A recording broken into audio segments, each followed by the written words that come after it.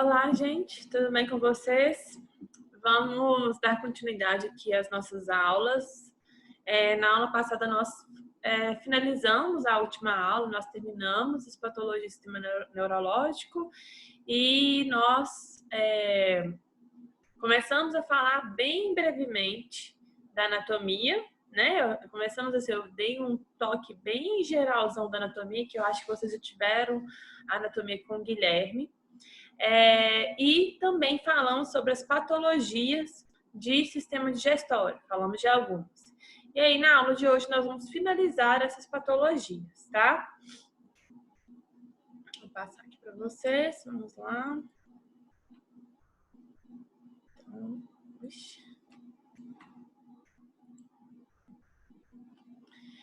Então tá, na aula passada nós falamos sobre apendicite, peritonite, falamos sobre cachumba,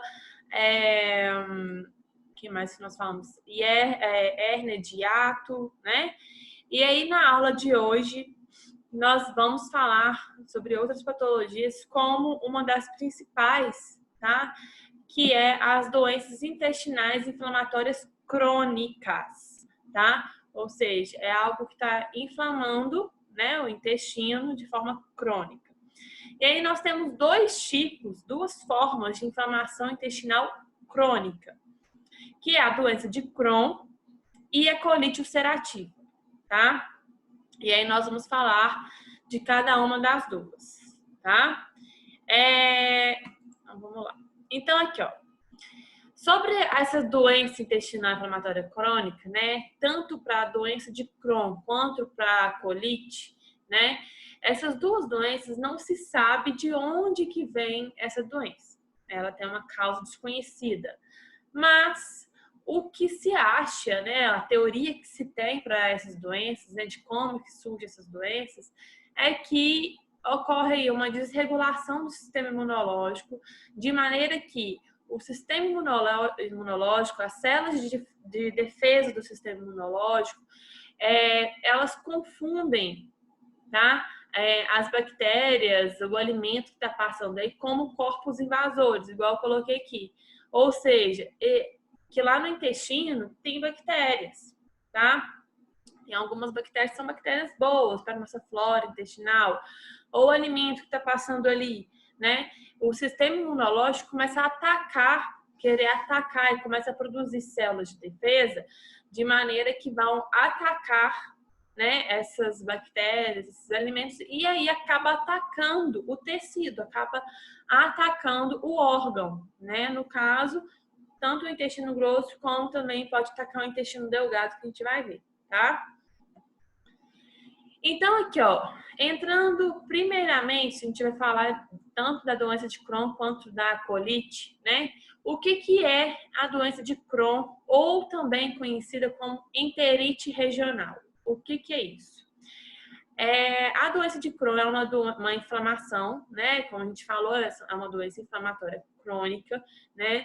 Que pode se manifestar em qualquer parte do tubo digestivo, ou seja, essa doença de Crohn, ela pode afetar tanto lá na minha cavidade oral, no meu esôfago, como lá na minha região anal. Ela pode afetar qualquer uma desses órgãos do sistema digestório, tá? E pode chegar também a obstruir. Ele fica tão inflamado aquele tecido, né?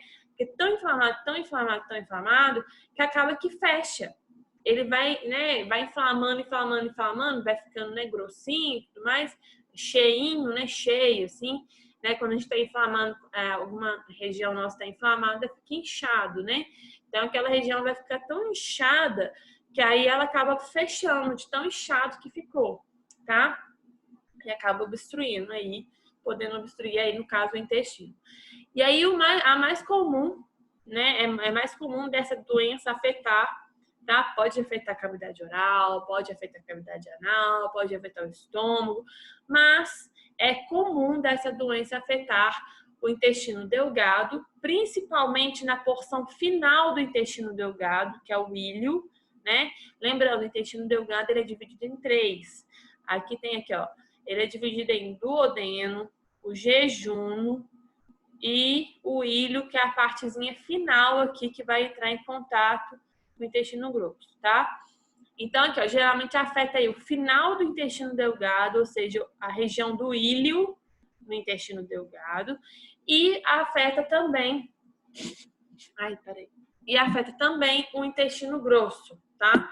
Pode afetar também o intestino grosso, tá? Qualquer parte do intestino grosso mesmo pode ser afetado, tá, gente? Aqui na região dos cólons, principalmente, tá?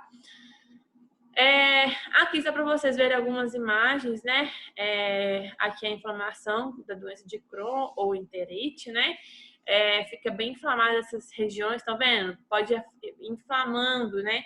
Certas regiões aí do intestino ou do sistema digestório, tá? De maneira que pode inchar e acabar fechando, né? Obstruindo ali o espaço daquele órgão de maneira que o alimento não passe, né? Aquele bolo alimentar não passe. Como sintomas da doença de Crohn?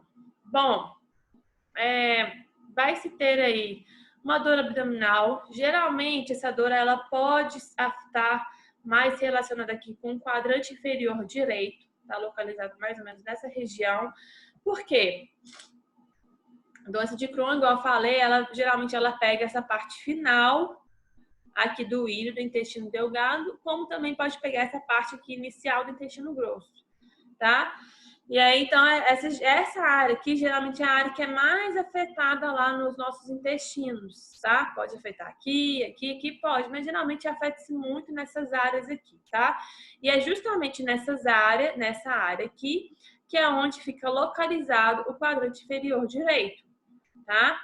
Então, aqui nesse quadrante inferior direito está localizado ali o final do intestino delgado, que é o ilho, e o início do intestino grosso, né? Que tem um apêndice ali. Bom, outros sintomas. Diarreia não aliviada pela defecação, né? Então, a paciente, ele vai lá, tem a diarreia, né? Porque tem outra coisa. Vocês lembram quando eu falei com vocês das condições de má absorção? Que a doença de Crohn pode ser uma delas, né? Esse paciente costuma ter diarreia, né? O que isso quer dizer? O intestino ele não está absorvendo, né? Como ele está inflamado, ele não está conseguindo absorver tanto os nutrientes quanto a água, tá? Então ele não absorve os nutrientes, não absorve a água, tá? De maneira que aí o que acontece? Não vai ser absorvida, aí acaba que a gente vai eliminar o quê? Porque a gente acabou de comer e a água que a gente bebeu, porque os nossos intestinos não conseguiu absorver esses nutrientes e a água, tá? E aí isso aí pode gerar uma condição de má absorção, tá? Que a gente tinha falado. Então, diarreia, né? E geralmente essa diarreia ela não é aliviada pela defecação, ou seja, o paciente tem a diarreia e ainda sente que tem vontade ainda mais, né, de eliminar fezes. Dores abdominais com cólica, distensão abdominal, náusea e vômitos, anorexia, perda de peso, deficiências nutricionais, que igual eu falei, vai ter más condições de absorção, e febre também pode dar, tá? Lembrando, né, gente, a febre é uma reação do nosso corpo, né, contra aquela coisa estranha que está acontecendo, tá? Então, quando a gente tem febre, geralmente aí são as células de defesa, as células do nosso sistema imunológico tentando combater aquela tal coisa que está no nosso corpo, tá? Como diagnóstico da doença de Crohn? Bom, clínico, né? O exame com o paciente, tudo mais, fazer um histórico do paciente. Exames laboratoriais, né? Podem ser feitos, exame de fezes, hemograma completo. Isso aqui para avaliar a consistência das fezes, para saber se tem algum parasita, se não tem. O hemograma para estar avaliando as células de defesa, que no caso são os leucócitos, né? Só para a gente relembrar, leucócitos, nós temos ali os neutrófilos, linfócitos, basófilos, eosinófilos, são todas células do sistema imunológico, tá? Que a gente consegue ver no hemograma. Pode ser feita uma endoscopia, uma colonoscopia e pode ser feito também biópsias intestinais para saber, né, o que está causando, se é doença de Crohn, se é um pólipo, o que que é. E também uma tomografia, tá? Então tá bom. Agora vocês conheceram, né, doença de Crohn, até os seus sintomas, né, e diagnóstico. Entrando agora em colite ulcerativa, né? O que que é a colite ulcerativa? Ela é uma doença inflamatória crônica, né, gente? Já sabe. Ela é uma doença ulcerativa, ou seja, que vai causar úlceras recorrentes e inflamação nas camadas da mucosa, do tecido, do cólon e do reto. Essa é uma doença diferente lá da doença de Crohn, né? A colite ulcerativa, ela só afeta o intestino grosso, tá? Pode afetar o intestino delgado? Pode, mas isso é muito raro, tá? Geralmente aí ela vai afetar o intestino grosso, tá? Que geralmente aqui, igual eu coloquei, afeta aí, dessas úlceras, tanto no cólon como no reto, tá? Igual aqui, aqui e aqui, tá? Seguem a setinha aqui, esses pedacinhos aqui, tá? A colite ulcerativa também, diferente da doença de Crohn, né? A doença de Crohn, ela vai inchando, inflama e deixa inchada a parede do tecido, do intestino, de maneira que ele incha e acaba fechando o buraco lá dentro, né? Na colite ulcerativa não tem aí alteração na espessura da parede intestinal, tá? Não afeta a espessura, tá? Vai dar só as úlceras mesmo, mas isso não deixa de ser perigoso, tá? Para o paciente. Só para vocês verem, né? A mucosa, né? O tecido lá dentro do intestino, que no caso o intestino grosso, só para vocês verem, né? Como que tá bem, tá vendo? Essas úlceras, assim, bem no sangue mesmo, né? Como sintomas, diarreia, né? A gente sabe, se a parede lá do intestino tá lá machucada com essas úlceras, como é que essa região que tem essas úlceras vai absorver alguma água, aqui no caso, né? Então não absorve, né? Então aí acaba que a pessoa tem diarreia líquida, né? Porque na colite ulcerativa tá afetando o intestino grosso. O intestino grosso, ele é responsável por absorver a água. Se o intestino grosso está com colite, está com as úlceras, isso está afetando a parede do tecido do intestino grosso de maneira com que ele não consiga absorver a água, né? E aí acaba que a gente elimina a água que nós bebemos nas fezes, levando aí a diarreia, tá? Dor abdominal no quadrante inferior esquerdo, tá? Por que nessa região esquerda, no quadrante inferior esquerdo? Porque geralmente a colite ulcerativa é uma doença que afeta, tá? Essa região aqui, tá? Da parte mais esquerda aqui, ó. Geralmente é mais esse pedaço aqui, ó, tá? No cólon descendente aqui, chegando aqui no reto. Então, essa região aqui é o quadrante inferior esquerdo. Tenesmo intermitente e sangramento retal, né? No caso do tenesmo, é aquela saciedade de estar querendo ir no banheiro sempre, né? A pessoa, ela, nessa saciedade, ela quer ir, né? Ela não fica, não tem saciez, né?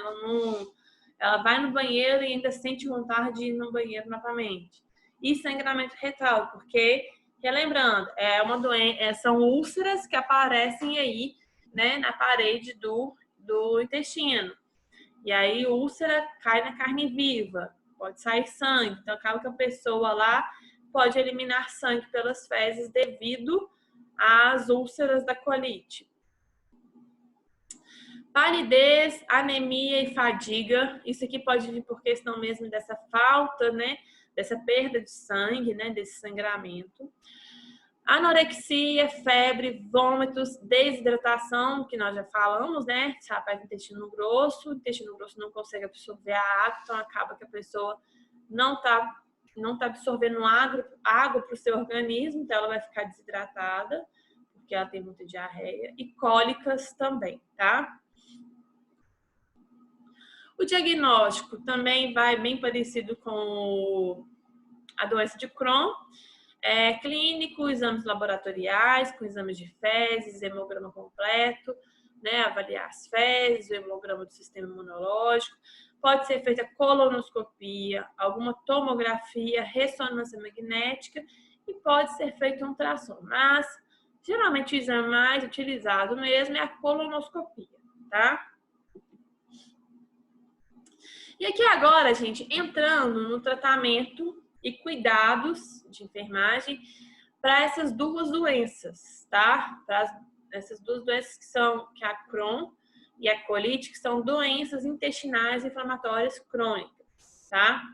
Então, a primeira coisa, nós temos aí um apoio emocional ao paciente, terapia intravenosa ou por líquidos orais, né? Então, isso aí vai depender de como que tá, porque às vezes se o paciente está desidratado, se ele está desnutrido, porque não está absorvendo, né? Não só na doença de Crohn, né? Vamos supor que o paciente está desnutrido porque não está absorvendo algum nutriente específico, ou tanto na doença de Crohn como na colite, né?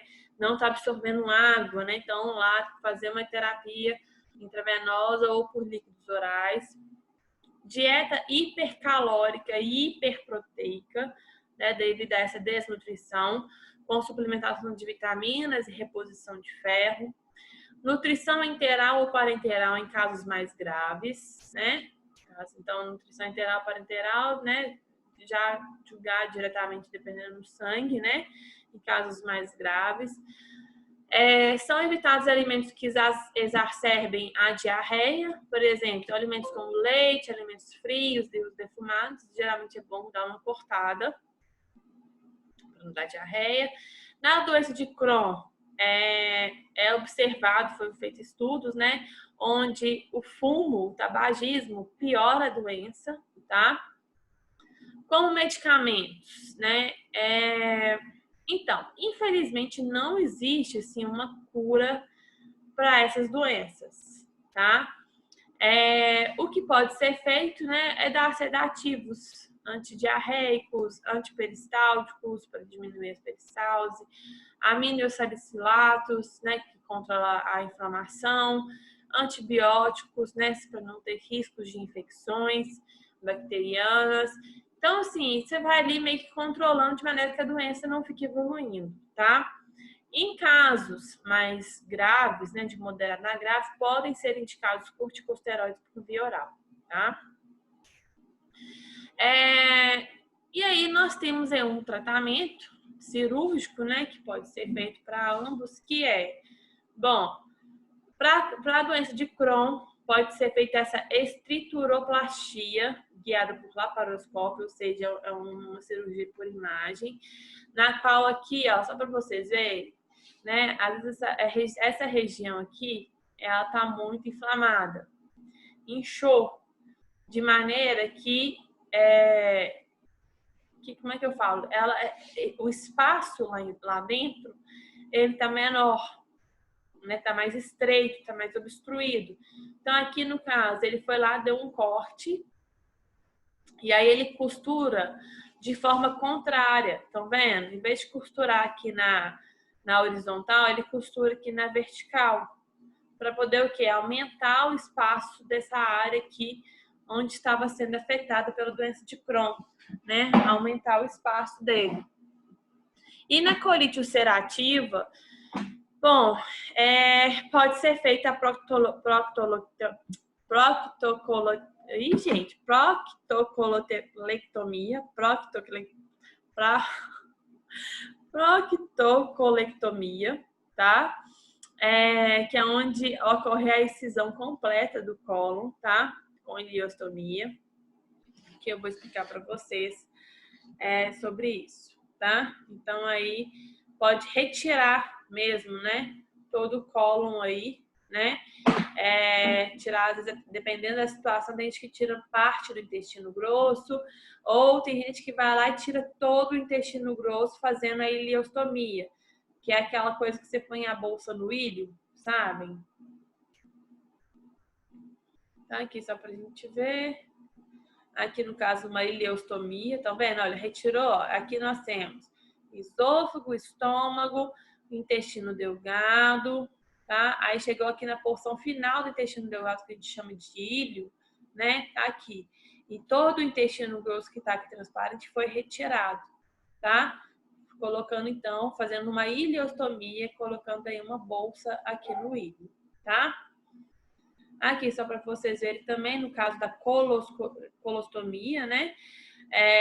Que pode ser colocado aqui as bolsas, tá vendo? Você pode tirar partes do intestino e você vai pôr na bolsa, tá? Então, depende aonde que foi afetado aí, né? Aonde que vai ser retirado, qual parte do intestino grosso que vai ser retirado para você colocar a bolsa, né? Na colostomia. Aqui para vocês verem novamente a questão da bolsa.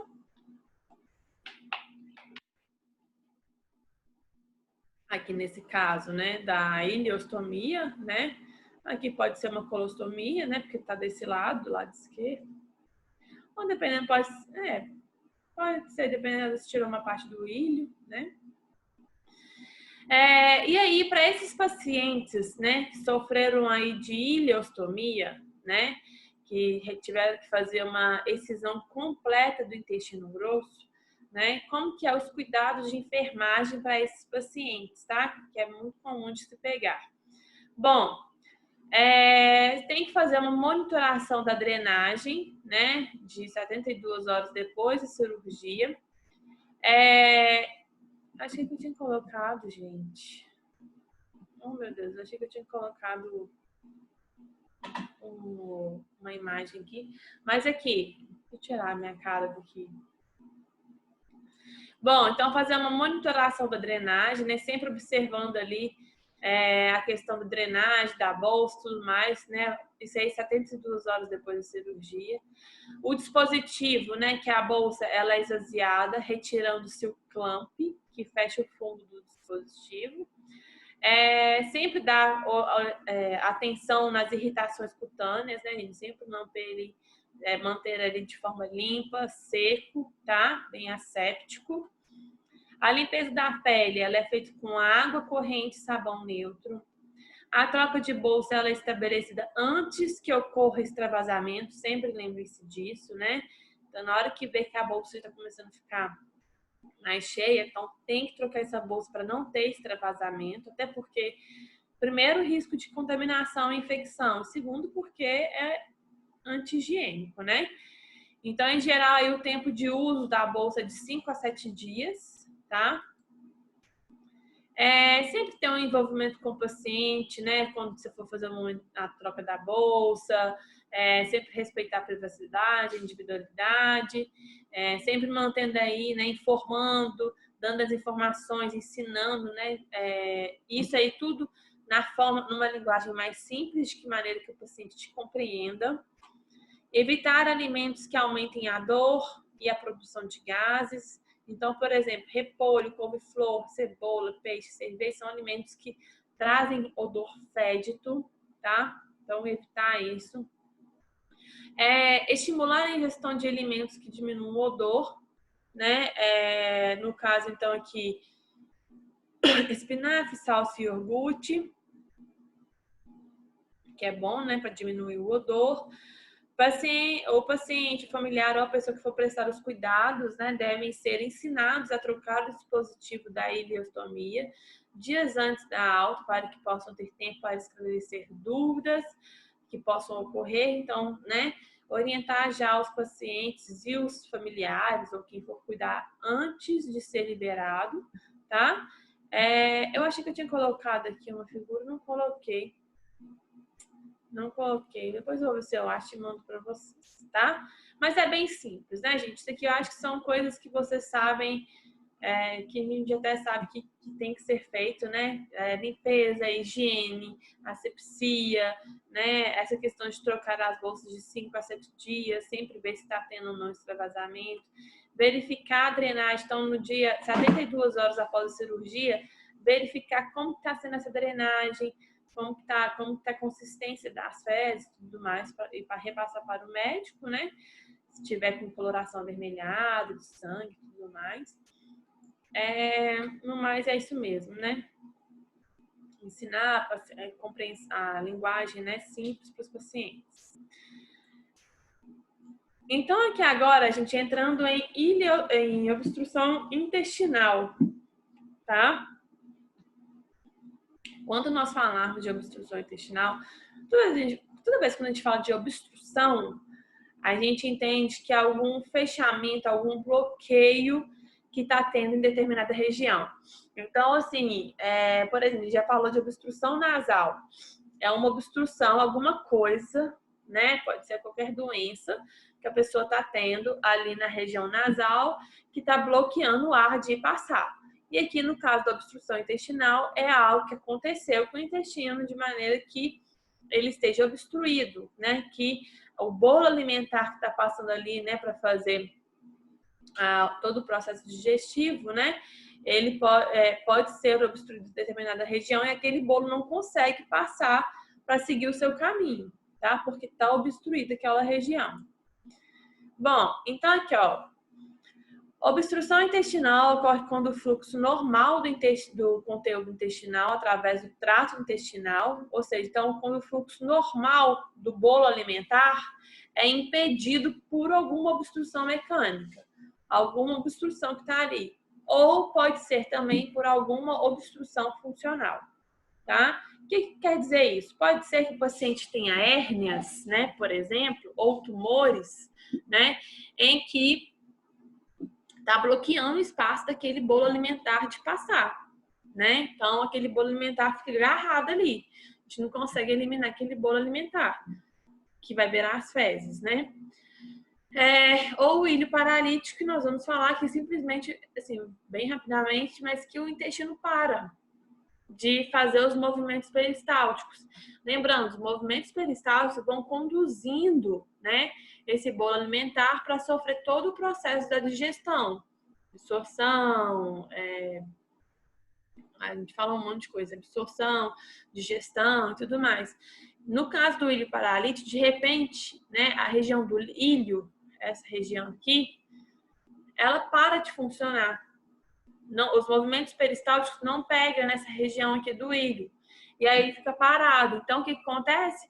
O bolo alimentar, na hora que ele está andando aqui para ir, né, chegar aqui, vir, ser eliminado pelas fezes aqui, né?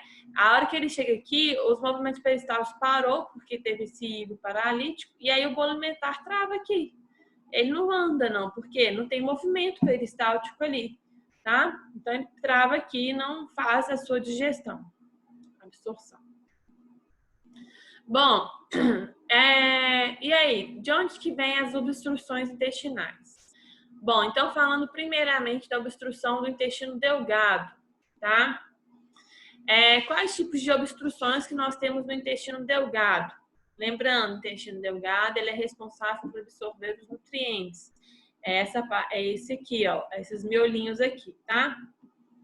Então, aqui, o que pode levar à obstrução do intestino delgado? Aderências, né? Cerca aí de 56% aí das obstruções são por aderências. Igual tá nessa imagem aqui, a gente tem aqui o intestino delgado, tá? E aí, o que acontece? As aderências geralmente vêm muito de cirurgias, tá? E aí, o que acontece? Aparece uma pele que é tipo um tecido fibroso, igual eu coloquei aqui, né? Que é feito por cicatrizes, né? Que começa a conectar partes do intestino, né? Então, essa parte conecta lá com essa parte. Ou seja, na hora que quando for fazer os movimentos peristálticos para o alimento vir, isso aqui atrapalha, né? Porque tá ligado aqui, lá com uma outra parte qualquer do intestino. E aí acaba que fica difícil para essa região fazer os movimentos peristálticos e o bolo alimentar parar ali e acabar tendo uma obstrução devido a essa aderência, porque acaba que o bolo alimentar não consegue passar, né? Às vezes pode apertar e ficar apertadinho, ficar obstruído. Só para vocês verem uma imagem de aderência, né? Seria essas partezinhas aqui, ó. Isso aqui tudo é aderência, tá? Outra coisa, hérnias para obstrução de intestino delgado, né? 25% dos casos são com hérnias e 10% são neoplasias, tá? Lembrando que as hérnias, né? Vem aí geralmente de força, né? Fazer uma atividade física, obesidade, gestação e os tumores, que são as neoplasias, né? Que também podem obstruir o intestino delgado. Aqui, só para vocês verem de novo, tá? Aqui nós temos uma hérnia, aqui, ó, uma hérnia do intestino delgado aqui no umbigo, né? Nós temos as aderências. Nós vamos falar dessa intussupecção, aqui está escrito errado, que é quando o intestino, né, ele vai adentrando para dentro dele mesmo. Por questão às vezes aquela parede está meio enfraquecida devido a alguma coisa, ou pode ser de algum tumor que estava aqui e tal. Na hora que quando vai fazer os movimentos peristálticos, né, ele acaba adentrando uma parte do intestino delgado para dentro dele mesmo. E vai adentrando, tá? E nós temos também o volvo, que é a torção do intestino, tá? O intestino torce. E para intestino, outras, né? Para intestino delgado, nós temos aqui o ilho paralítico, que nós falamos, o vôvulo e a intussuscepção, tá? Igual eu coloquei aqui, na intussuscepção, um segmento intestinal se invagina em um segmento adjacente, ou seja, dele mesmo, tá? E vai entrando. O vôvulo é a torção do intestino. Pode vir por algum tumor ou alguma aderência, né? Igual tá aqui. Essa aderência aqui, ó, foi lá e ligou com essa aqui, com essa parte, outra parte do intestino. Na hora que vai fazer os movimentos peristálticos, esse aqui pode acabar virando devido aos movimentos, tá? E o ilho paralítico, que os movimentos, né, peristálticos normais param temporariamente, tá? Aqui só pra gente ver, olha só, o ilho paralítico, tá?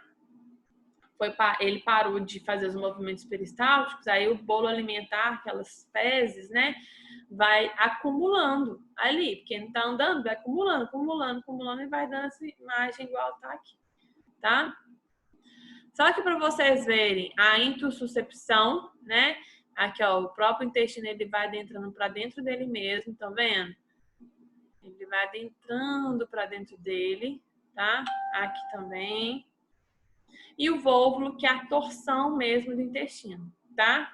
E aí, se torce, gente, está nesse nível aqui, como que as fezes, né, aquele bolo alimentar vai passar daqui para cá? Não tem jeito, tá tudo torcido, tá fechado aqui, tá obstruído, né? E aí vai acumulando fezes, acumulando. E isso é muito arriscado, tá? Entrando aqui em obstrução do intestino grosso, né? Nós temos aí 60% dos casos de câncer, de neoplasias, vôvulo, 20%, e a diverticulite que nós havíamos falado anteriormente, né? Às vezes está tão inflamado os divertículos que vai inchando e bloqueia. Aqui dá uma obstrução, tá? Aqui a gente vê um câncer, aqui o câncer lá dentro do intestino, aqui um volvo ou vôvulo, que dá na mesma, tá? E aqui a diverticulite. Bom, outras causas, né, que pode levar à obstrução do intestino grosso. A doença de Crohn, tá? Pode levar à obstrução, a parede intestinal vai engrossando, e tumores benignos, que no caso a gente vai falar que são os pólipos, tá? Eles podem obstruir ali de maneira que as fezes não passem. Como sintomas, então, para pacientes que têm obstruções no intestino delgado, tá? Vai ter dor em cólica com espasmos ocasionais, daquelas fincadas na barriga, distensão abdominal, né? Aquela barriga cheia de gases. Pode dar vômitos, né? Ou seja, aquele bolo alimentar que a pessoa comer, ele pode voltar, tá? Pode dar constipação, então aí no caso a constipação vai dependendo do tipo de obstrução. Então aqui, ó, no caso, só para vocês imaginarem, vamos supor que a pessoa está com um vôvulo lá no intestino delgado, dessa maneira aqui.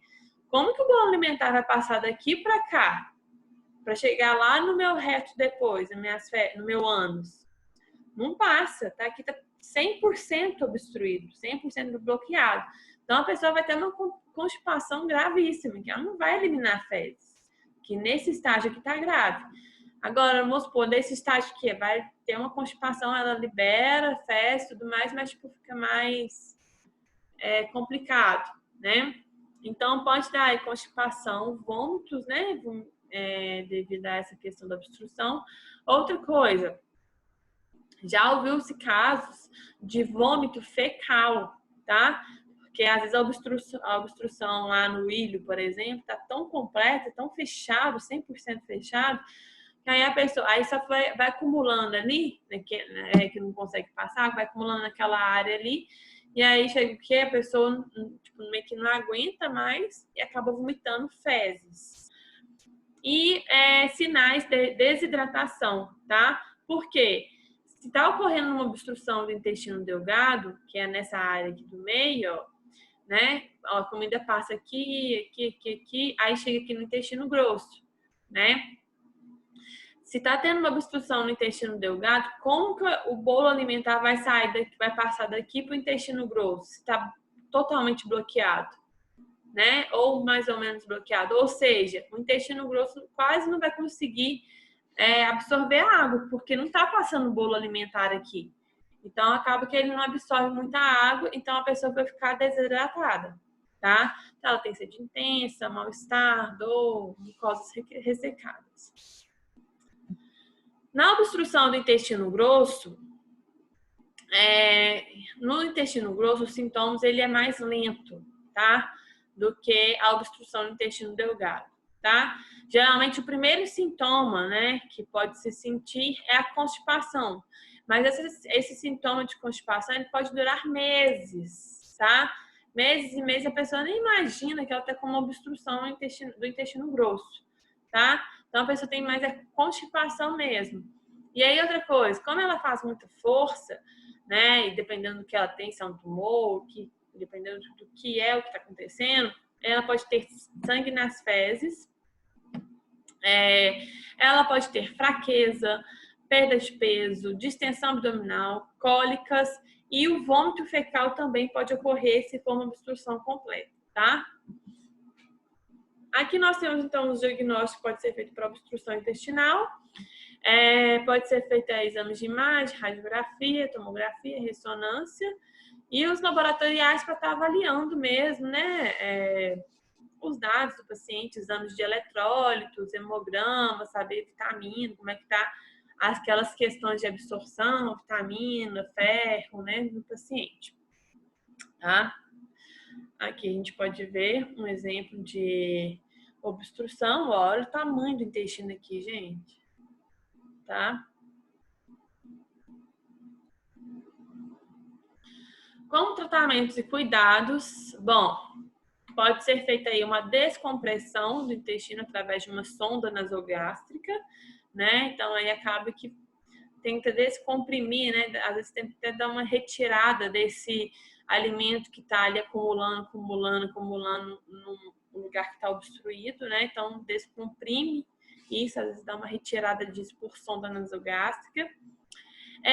Pode, dependendo do tipo de vôvulo, né, do que está ocasionando, a própria colonoscopia pode ser realizada para poder distorcer e descomprimir o intestino, tá? Reposição hidroeletrolítica, né? Então, fazer a reposição ali com água e com sais, eletrólitos necessários, monitoração do paciente, tá? No caso de quando o intestino estiver totalmente obstruído, pode ser feito aí o tratamento cirúrgico, tá?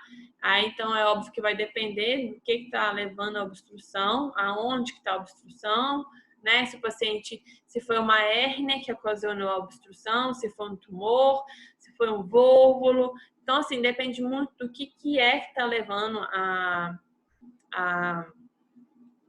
a doença, né, a obstrução, para saber qual o tratamento cirúrgico ideal que pode ser utilizado. E tem também a ressecação, tá, intestinal, ou seja, retirar aquela parte do intestino. Também pode acontecer dependendo do nível da obstrução, tá, gente? Por tumor, então tira aquele pedaço do tumor, ou aquele vôvulo, às vezes foi muito grave, pode retirar. E também no caso aqui, ó, divisão da aderência, né? Então, aquele intestino, igual eu mostrei nessa imagem aqui, ó, Aqui, ó, nessa imagem aqui tem uma aderência. O médico ele pode fazer a divisão dessa aderência de maneira com que libere esse pedaço que está preso aqui, tá?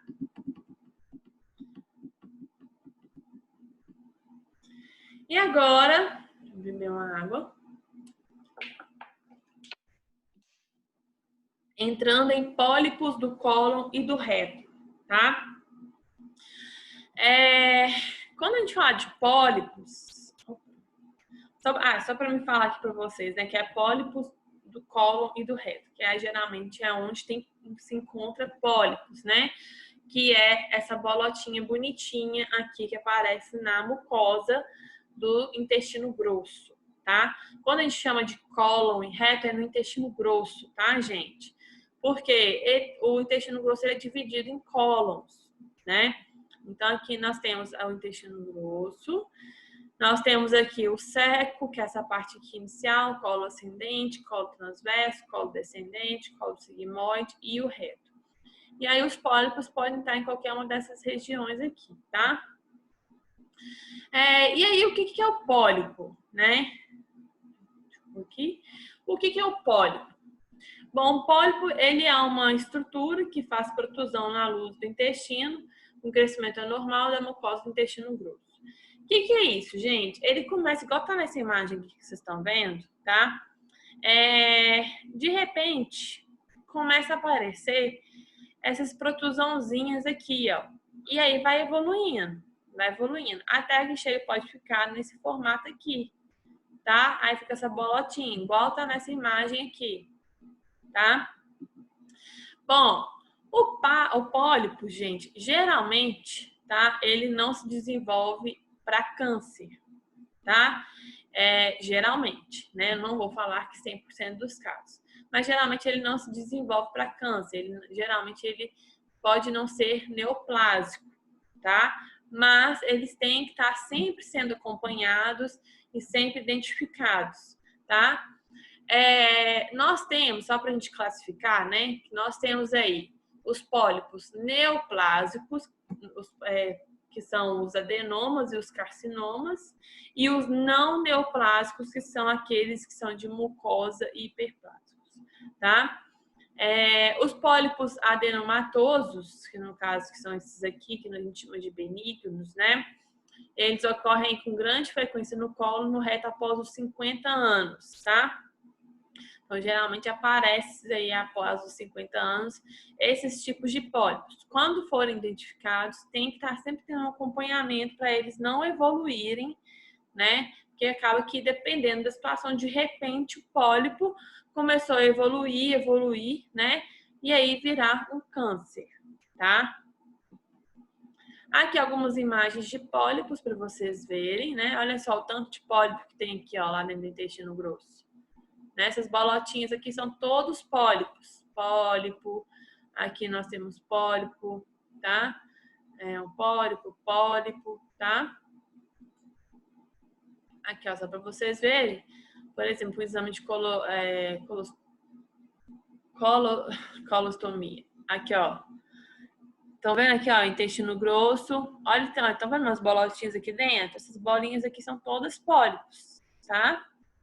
Pólipo, tá? Aqui é a imagem real para vocês verem. Então, aqui fazendo colostomia, avaliando e aí vendo essa imagem aqui dos pólipos.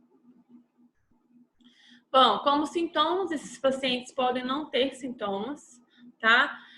O mais comum é o sangramento retal, porque às vezes a própria fezes, né, o paciente vai evacuar, essa fezes ela pode machucar algum pólipo e começar a sangrar, tá?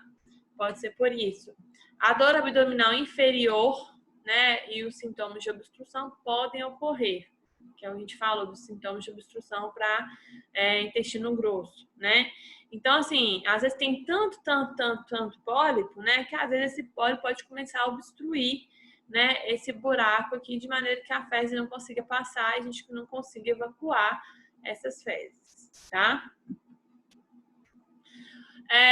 O diagnóstico pode ser feito pela colonoscopia, tá?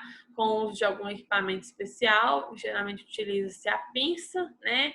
A própria pinça com alça vai lá e retira esse pólipo para poder analisar, faz uma biópsia desse pólipo, né, para saber qual estágio que esse pólipo ele vai estar aqui, né, se é agravante, se não é agravante, tá? E depois que esse pólipo ele é identificado, né, vai ser removido, e aí é feito esse exame microscópico, igual eu falei, que vai identificar o tipo de pólipo, qual nível que ele vai estar, e para saber qual cirurgia que é a mais adequada, né? Porque às vezes está nesse nível aqui de pólipo, às vezes o paciente tem que ter tanto de pólipo, mas está no nível ainda benigno, né? Às vezes não precisa fazer cirurgia, porque é quase assintomático. Né? Então, agora, se está no estágio que está se agravando mais, né? Aí já é recomendado fazer uma cirurgia, tá? Agora entrando em abscesso anorretal, tá? Não sei se vocês já ouviram falar disso. Abscesso anorretal, gente, quando a gente fala de abscesso, né? É alguma inflamação que está acontecendo ali. É um processo inflamatório que acomete a glândula anal, tá? Então, aí nós temos aqui uma glândulazinha, né? Aqui nós temos várias glândulas. Aqui a gente tem uma glândula, aqui um abscesso aqui, outro abscesso aqui, outro abscesso aqui, outro abscesso aqui. Mas, assim, a gente tem várias glândulas, mas nós temos a glândula anal também, que aí pode acontecer um abscesso. Essa glândula, né? Ela começa a inflamar e aí vai inchando, acumulando um pus ali dentro, tá? Aqui só para vocês verem, né, a imagem aqui, né? Aqui a gente tem um ânus, aqui nós temos o reto, tá? Aqui nós temos, aqui no caso é gordura, mas aqui só para vocês verem que a gente tem aqui um abscesso, um outro abscesso, um outro abscesso perianal. Então, o paciente pode ter abscesso em determinadas localizações, né, e sente muita dor para evacuar, tá? Lá no reto. Bom, o abscesso ele vai vir de infecções nas glândulas que estão localizadas aí no canal anal, né? Que a gente tem várias glândulas lá no canal anal mesmo, tá? E aí acontece uma infecção nessas glândulas que aí dá o abscesso. De onde que pode vir? Pode vir de uma doença de Crohn? Pode, porque a doença de Crohn ela é uma doença que ela ataca o nosso próprio organismo, né? E aí acaba que pode atacar lá as nossas glândulas, elas inflamarem, ficarem inchadas e ter um abscesso. Pode ser por fissuras, né? Então, no caso, uma ferida linear, né? Uma feridinha assim no ânus que o paciente tem, né? Ela tem um alto potencial de infeccionar, né? E aí acabar levando um abscesso. Só essa feridinha aqui, gente, ela pode infeccionar, vir bactérias, acumular aqui, e aí acaba que essas bactérias caírem nas glândulas, infeccionar, dar um abscesso anorretal. Alguma neoplasia, né? Pode vir de neoplasias, porque o paciente ele vai fazer uma quimioterapia, aí as células de defesa vão lá embaixo, então o paciente fica mais susceptível a ter infecções. Pode vir de tuberculose com pessoas com HIV, porque esses pacientes eles têm uma baixa imunidade, então vai ter poucas células de defesa para combater aquela bactéria, por exemplo. Corpos estranhos pode ser também, pode vir, né, de fezes, alimentos não digeridos, e pode vir de ossos também, tá? Osso de peixe, principalmente, né? O osso de peixe vai lá, não é digerido corretamente, aí chega aqui, perfura uma glândula e acaba inflamando essa glândula e aí ocasionando um abscesso, tá? E também pode vir de alguma cirurgia, né, que foi feita anteriormente, alguma cirurgia anal. Bom, com os sintomas, o paciente ele vai ter uma dor anal intensa, tá? Devido a esse abscesso. Nós temos dois tipos de abscessos, o superficial e o mais profundo. O superficial é aquele, né, em que a dor, ela fica ali latejando, né, quando o paciente senta, ele fica, ai, que dor. A pele fica irritada ao redor do ânus, igual tá nessa imagem aqui, fica inchado, vermelho, sensível, pode vazar pus, e geralmente esses pacientes têm constipação devido a muita dor, tá? E abscesso mais profundo é aqueles pacientes, né, que vai ser um pouco mais agravante, tá? Esses pacientes vão ter febres, calafrios, mal-estar e dor abdominal inferior, tá? Porque pode, dependendo do tamanho do abscesso, pode estar pressionando ali e além da dor, da inflamação também. Como complicação do abscesso anorretal, a principal complicação aqui que nós temos é a fístula, tá? Porque esse abscesso, né, ele pode ser drenado, né? Ele é drenado para retirar esse abscesso, esse líquido lá dentro dele. Só que esse abscesso, essa drenagem, ela pode vir complicar por fístula, né? Que eu vou explicar para vocês, mas dá fístulas, né? Que é esse buraco que dá aqui, esse túnelzinho que dá lá no tecido do paciente, tá? Forma um túnelzinho fibroso ali e a fístula é muito complicada, tá? Ou pode vir também por alguma cirurgia, tá? Que foi feita ali. Pode complicar para alguma cirurgia. Bom, aqui só para vocês verem uma fístula, tá? Aqui nós temos a imagem de um ânus, tá, gente? Isso aqui, ó, é uma fístula, tá? Que é um buraco, um túnelzinho que forma, vai atravessando todo o nosso tecido, nosso órgão. Como diagnóstico é feito o exame proctológico, né? Que é aquele exame que você pode ficar em decúbito lateral, faz um toque para saber do inchaço, da inflamação lá dentro, pode ficar abaixado, posição genicubital ou posição genealógica. E como tratamentos e cuidados de enfermagem, antibióticos, se é um abscesso, né, gente, o risco de ter bactérias ali é muito grande, então antibióticos. E como tem que ser feita uma cirurgia para fazer uma incisão, uma drenagem desse abscesso, tá? Tem que drenar esse abscesso. Não tem jeito. E antibióticos. Aqui agora entrando em fístula anal, que é o que eu falei com vocês, que é uma complicação do abscesso, né? Aqui é só para vocês verem, nós temos aqui uma imagem de uma fístula, tá? E aí a fístula aqui, ó, esse aqui é uma fístula, esse aqui é outra fístula, esse aqui é outra fístula, esse aqui é outra fístula. Esse aqui é um tubo, gente.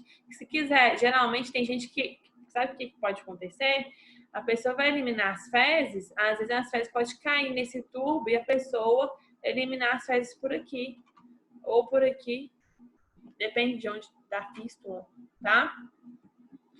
Então, a fístula anal ela é um trato fibroso, tubular e diminuto, né, que se estende para dentro do canal a partir de uma abertura localizada ao lado do ânus, tá? Então, vai vir aí, a fístula geralmente começa aí a partir aqui de algum lado do ânus, aqui do ânus, tá? Que aí, geralmente aí a fístula costuma vir das glândulas ou de algum abscesso, tá? E aí forma esse canal, esse trato fibroso aqui. Ela é muito complicada a fístula, tá, gente? Igual eu coloquei, são decorrentes de infecções, igual, por exemplo, o abscesso, mas pode desenvolver-se por algum trauma ou alguma fissura. A fissura, igual eu falei com vocês, é aquele cortezinho, né? Que dá aqui na região anal, no ânus, né? E aí essa fissura pode contribuir e virar, ela vai rasgando, vai acabando virando uma fístula futuramente, tá? Como sintomas, né? Ela é usual vir de algum abscesso anal, então pode ter os sintomas do abscesso anal. Vai ter uma saída de secreção de pus, né? Purulenta, ou pode passar fezes nessa fístula aqui, tá? Eliminação de flatos, de gases, né? Ou fezes pela vagina ou bexiga, dependendo do trato da fístula. O que isso quer dizer? Às vezes, gente, a fístula aqui, ao invés dela vir aqui também, cair aqui para esse lado aqui, né? Cair igual tá nessa imagem, a fístula pode ir encaminhando, chegar lá na minha bexiga. Ela vai andando, ela vai abrindo e chegar lá na minha bexiga ou chegar lá na minha vagina. De maneira que a gente consiga eliminar gases ou fezes pela bexiga ou pela vagina, porque os gases e as fezes podem cair nessa fístula e ir seguindo, cair lá na minha bexiga ou na minha vagina. Bom, a principal complicação e única, né, de uma fístula não tratada é a infecção sistêmica, tá, gente? Então, imaginem só, se essa fístula aqui ela não for tratada, essa fístula pode encaminhar igual, eu falei com vocês da vagina e da bexiga. Essa fístula pode encaminhar e ir andando lá para minha bexiga, pode ir andando lá para o meu, vamos imaginar, para o meu rim, sabe? Essa fístula pode ir encaminhando o corpo todo, né? E aí o que acontece? Você vai lá para os meus rins, aí acaba que você eliminou fezes aqui, as fezes caiu na fístula e foi lá para os rins, dá uma infecção nos rins, né? Pode cair na corrente sanguínea e aí dá uma sepse, né? É bem grave, tá? Como diagnóstico e tratamento, tem esse exame proctológico, que eu falei com vocês, que é um método de diagnóstico. E tem um tratamento cirúrgico que a gente chama de fistulectomia, que vai retirar esse extrato aí fistuloso, tá? Coloca-se aí, tipo tá vendo? Uma cordinha ali, de maneira que essa cordinha, né, faz a limpeza e tudo mais. E aí põe essa cordinha, né, tem um nome certo e tudo mais, mas de maneira que essa cordinha, ela preenche aquele espaço, aquele tubo da fístula, tá? Aqui, ó, só para vocês verem, né? Aqui, ó, tá vendo? Aqui a gente tem uma fístula, isso aqui é uma fístula. Foi lá e colocou essa cordinha de maneira que bloqueie esse espaço, né? Feche esse espaço aí que criou da fístula. Aqui, só para vocês verem, né? Ó, aqui no caso usou estilete, cadê? Ó, tá vendo? Aqui, ó, eles colocaram essa fita aqui mesmo, ó. Aqui tá a fístula, tá? Aqui tá a fístula. Então, eles colocaram essa fita aí de maneira com que se bloqueie aquele espaço. Aí vai cicatrizando, cicatrizando e aí fecha, tá? E agora entrando em fissura anal. A fissura anal, igual eu já falei com vocês, essa feridinha que dá aqui no canal anal, tá?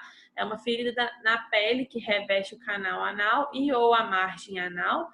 É aquela feridinha que a gente consegue ver. Isso aqui tá uma foto de 1 ânus. Aqui a gente vê uma fissura anal, tá? Aquele cortezinho. Bom, ela pode vir de algum trauma, né? Às vezes aquelas fezes bem endurecidas que a pessoa faz muita força pode causar uma fissura anal. Pode vir de uma constipação, né? Aí acaba que as fezes estão mais duras, a pessoa faz mais força. E pode vir também de parto e muito uso de laxantes. Tá? Aquela pessoa que ela é viciada em laxante, tá? Às vezes ela vai no banheiro constantemente, mais vezes, né? Isso pode levar a uma fissura, tá? Como sintomas, dor anal durante as evacuações, dá uma sensação de queimação e sangramento, tá? Às vezes pode até sangrar, né? Na hora que vai evacuar. Diagnóstico histórico do paciente, exame proctológico também. E o tratamento, no caso, né? Geralmente, os pacientes que têm uma fissura, eles têm um problema, têm a constipação, geralmente. Então, o que a gente faz? Uma dieta rica em fibras e líquidos. Dependendo, se é um paciente que não utiliza laxantes com frequência, pode usar laxativos. Banho já sempre com água morna para aliviar a dor. Uso de pomadas anestésicas e anti-inflamatórias locais. E no caso que tem essa lidocaína, né, pode passar para aliviar a dor.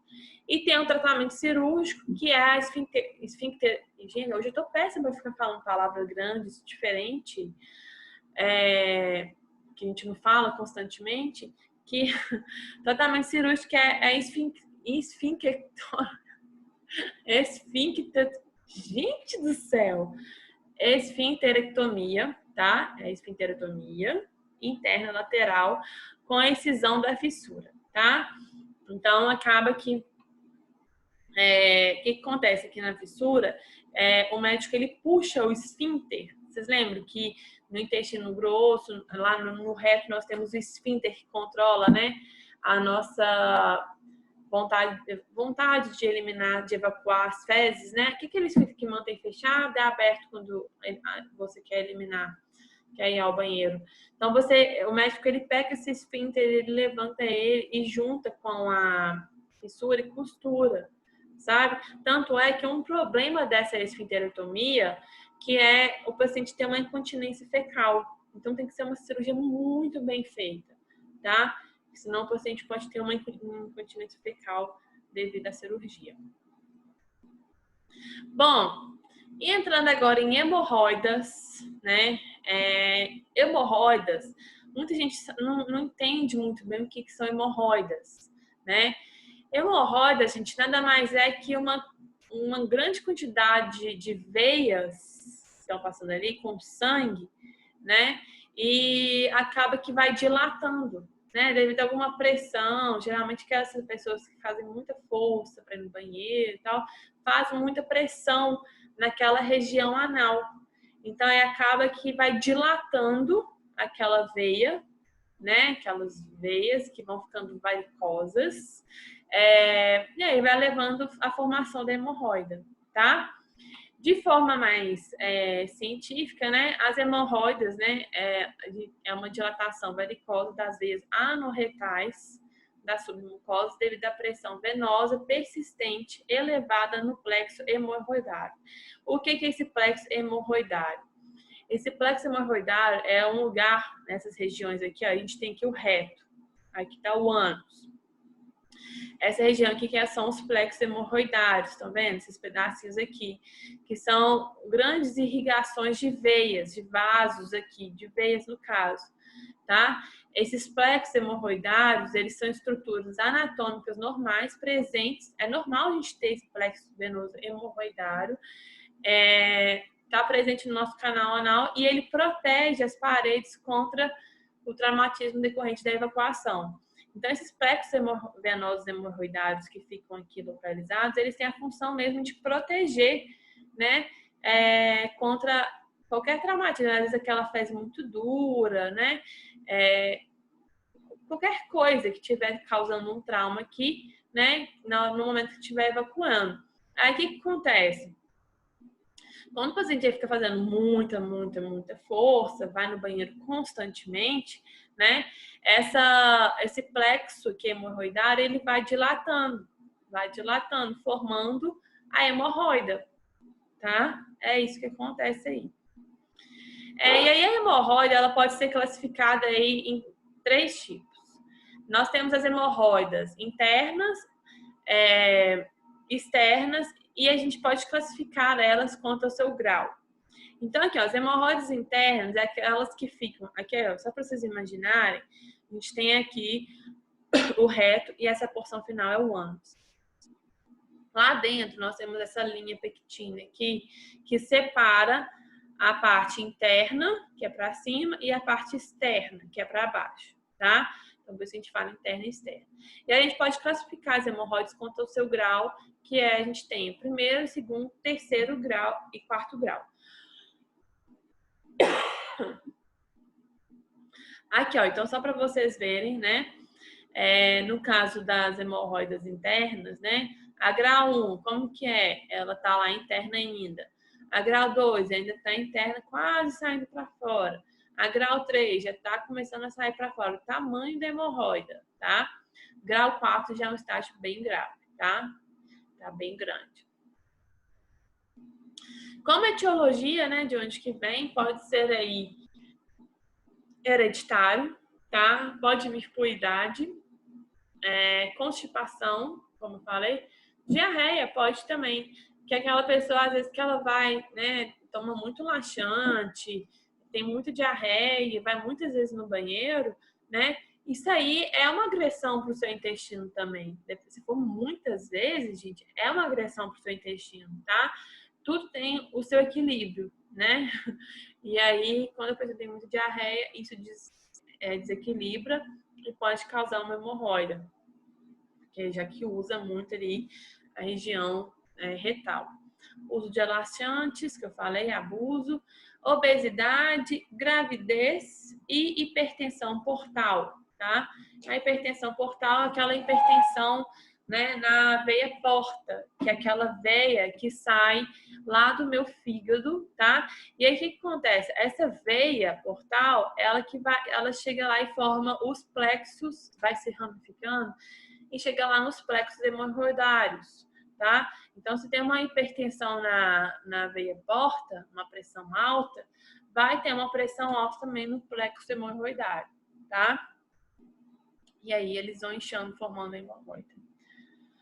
Bom, como sintomas, podemos ter sangramento, prurido, né, o vermelhidão, dor e o desconforto anal, tá? Aquela dor para poder eliminar as fezes e tudo mais. No caso de hemorroidas externas, a dor ela é intensa devido à sua inflamação, né, causada pela trombose, pela essa coagulação de sangue dentro da hemorroida, né, igual tá nessas imagens aqui, ó, dessas hemorroidas externas, tá vendo? O sangue tá ali coagulado naquele saquinho ali, tá? Saliência na região externa do ânus. Nas hemorroidas internas, geralmente elas não são tão dolorosas até que elas sangrem, né? Então, no caso, quando a pessoa às vezes ela nem sabe que ela tem hemorroida, ela faz muita força, aí dói, né? Dói. Aí ela começa, ai, gente, tô achando que eu tenho hemorroida. E às vezes pode até sangrar, tá? Ou se não também, essas hemorroidas internas, elas podem sair para fora, tá? A pessoa faz muita força que ela sai para fora, depois ela volta, né? Às vezes até com a ajuda da pessoa, né? De colocar o dedo e colocar a hemorroida para dentro, né? Como diagnóstico, nós temos o histórico do paciente, exame físico, exame proctológico, tá? Aqui tá uma imagem, tá vendo? Isso aqui é um estágio bem grave, tá, gente, de hemorroida. Com tratamentos, né? Dieta rica em fibras e líquidos, né? Tanto é para quem tem constipação, né? E quem tem, às vezes, muita diarreia, ajuda, né? Dieta rica em fibras. Redução do esforço excessivo durante a defecação. Então, reduzir esse esforço, aquela força que você faz para defecar. Manutenção de uma boa higiene anal. Adição de agentes hidrofílicos que fazem a formação de massa, né? Por exemplo, amolece as fezes, né? Que é o psílio, por exemplo. Compressas quentes, banhos de assento, supositórios e pomadas analgésicas. E o repouso no leito ajuda aí a reduzir esse engurgitamento, esse acúmulo de sangue nas hemorroidas, né? De maneira que elas não cresçam mais, né? Temos a cirurgia, tratamento não cirúrgico. Esse tratamento não cirúrgico, no caso, você queima, né? Que a gente chama de fotocoagulação com infravermelho, que é uma terapia de coagulação. Você vai lá e meio que faz umas queimadas, vai queimando ali aquelas hemorroidas. E o tratamento cirúrgico conservador, que é a ligadura com faixa de borracha, né? Que no caso você vai lá, igual tá nessa imagem aqui, né? Faz uma ligadura, né, para poder fechar aquela hemorroida de maneira que ela não cresça mais, ou uma hemorroidectomia que você retira mesmo, né, corta lá a hemorroida, tá? Faz a excisão da hemorroida. Bom, para os pacientes que têm uma hemorroida de grau 1, né, geralmente o tratamento ele vai focar na dieta, tá? Então, dieta rica em fibras, que a gente já havia falado. Para os pacientes de grau 2 e grau 3, já pode ser feita aí, né, procedimentos ambulatoriais, por exemplo, a fotocoagulação, ou pode ser feita a ligadura com faixa de borracha. E já nos pacientes em grau 4, aí é sim indicada aí uma cirurgia, né, para esse paciente, onde pode ser feita ali a hemorroidectomia, tá? Lembrando aqui, só para a gente rever, grau 1, grau 2, grau 3, grau 4. E por fim, minha gente, na última doença, o cisto pilonidal. Não sei se vocês já ouviram falar dessa doença, é uma doença meio que incomum, tá? Mas não deixa de ser importante, porque às vezes as pessoas não sabem, não entendem essa doença. Até porque ela é bem complicada de entender, não se sabe muito bem de onde que vem essa doença, da sua causa. Mas a gente sabe que o cisto pilonidal é uma inflamação crônica que é formada justamente nessa região sacrococcígea, tá? E aí forma-se um cisto de tamanho variável. Ele pode ser pequenininho ou aqui, ó, ele pode ser enorme, igual tá nessa imagem aqui, ó. Tá vendo? Então ele pode ser pequeno ou pode ser grande, depende, tá? E geralmente esses cistos podem ter alguns pelos soltos por aqui, tá? E aí, o que é? Gente, essa doença sempre vai ser acometida nessa região aqui, tá? Sacrococcígeo, tá? Não se sabe por que causa essa doença, né? Mas a gente tem algumas teorias e a teoria que mais é acreditada, né, é o seguinte: os pelos, né? O pelo cresceu aqui de alguma forma aqui no tecido subcutâneo, né? Que aí acaba causando uma reação estranha para o nosso corpo, né? Vira um corpo estranho, né? Ali para o nosso corpo. E aí acaba formando, começa a ter uma reação inflamatória ali, formando esse cisto, tá? Ou também pode ser por origem lá na questão embrionária, né? Quando a criança está formando, né? Lá no útero da mãe, né? E aí aconteceu alguma falha mesmo, né? Na fusão embrionária da região, dessa região aqui. Então, assim, quando a criança está em formação, né, no útero, né, aconteceu alguma falha nesse processo, nessa região aqui, né, de quando a criança está evoluindo lá no corpo da mãe, e aí lá no futuro a criança vai se ter esse cisto pilonidal. Bom, como sintomas, raramente se tem os sintomas, né, mas aí na adolescência ou na vida adulta já começa a aparecer a dor, tá? Que é uma dor que incomoda. Ela apresenta-se inicialmente na forma de abscesso, tá, gente? Fica esse abscesso, fica inchado, igual tá nessa imagem.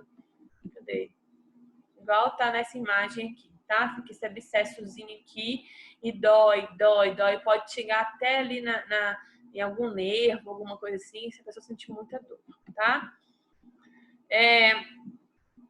O diagnóstico, né? Vai ser esse abscesso mesmo, né? Esse exame que é feito na região sacrococcígea, né? Para saber se tem algum abscesso, se tem algum edema, inchaço. E como cuidados, nos estágios iniciais da inflamação, a infecção pode ser controlada por algum antibiótico, tá? Depois da formação de um abscesso, então quando se tem ali aquele abscesso, está inchado, aí é feita a drenagem, tá? Que é muito indicado. E no caso, né, foi feita a drenagem, geralmente volta, né? Então aí é aconselhável também de fazer uma cirurgia para poder tirar, né, esse cisto e todos os tratos, né, que tem aqui do cisto, igual tá nessa imagem aqui, ó. Então tira o cisto, tenta tirar tudo que tem lá, tá levando a esse cisto aí, tá? E é isso. Acabou, ela é bem pequenininha essa doença. Essa questão da diarreia, constipação, incontinência fecal, não vou passar para vocês, porque eu acho que vocês estão cansados de ver sobre isso, diarreia, incontinência fecal e constipação, mesmo porque também a gente já falou muito sobre isso em saúde do idoso, e sei que vocês já tiveram muito disso aí com outros professores, tá?